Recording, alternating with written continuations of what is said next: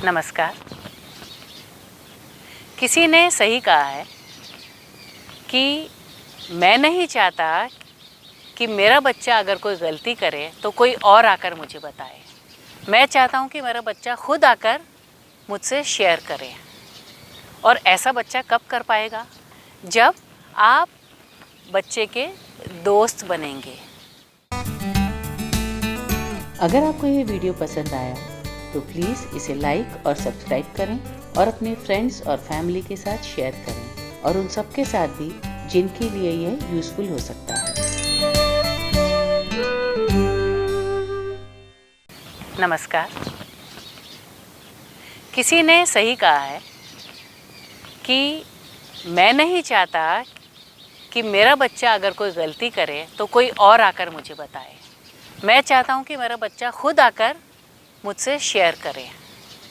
और ऐसा बच्चा कब कर पाएगा?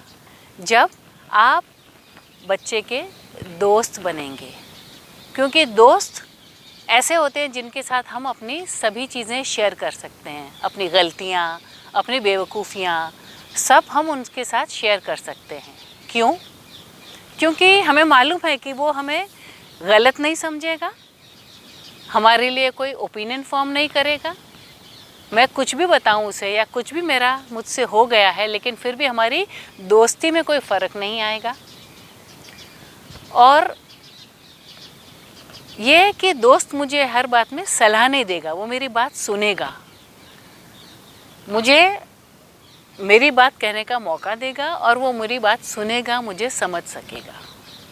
और दोस्त मतलब ये भी कि अगर आप कभी किसी गलत राह पर जा रहे हैं, कुछ गलत हो रहा है, तो वो अपने किसी मतलब की परवाह किए बिना आपकी भलाई के लिए आपको रोकता है।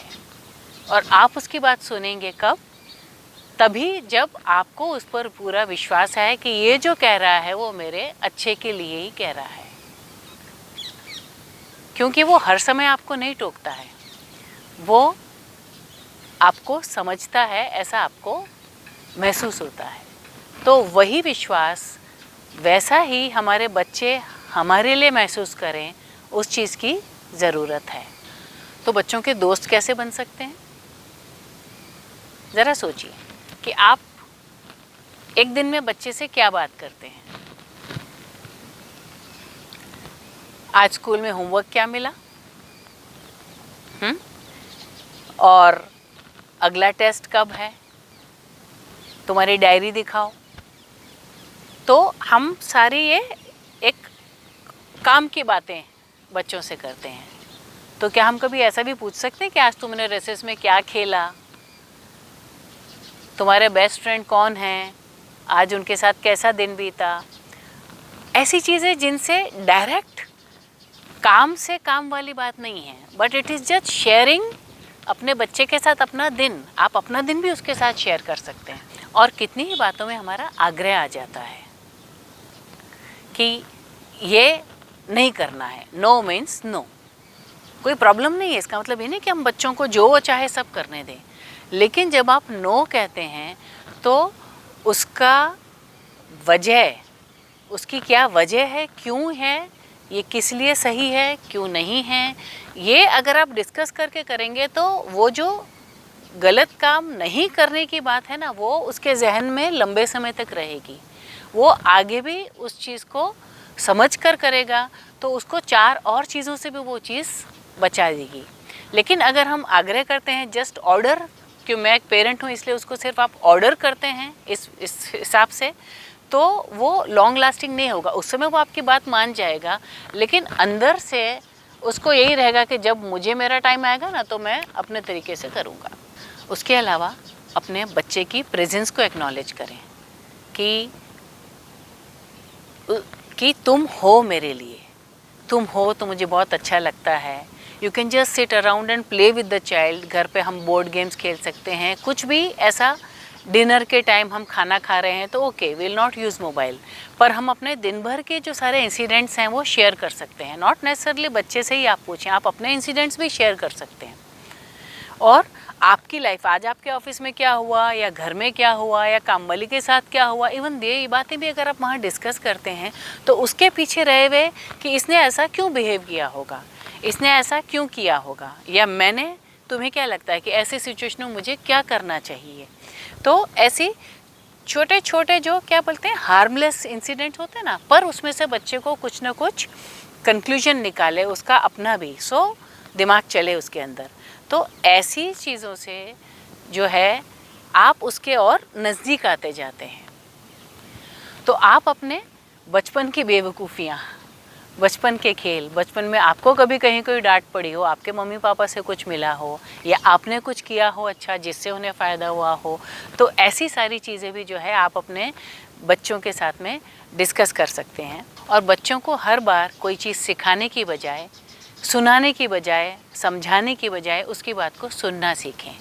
ऐसा करने से आप अपने बच्चे को और अच्छी तरह से समझते जाएंगे कि एज अ पर्सन, एक व्यक्ति की तरह वो कैसा है, उसकी पर्सनालिटी क्या है, उसकी लाइक्स डिसलाइक्स क्या हैं।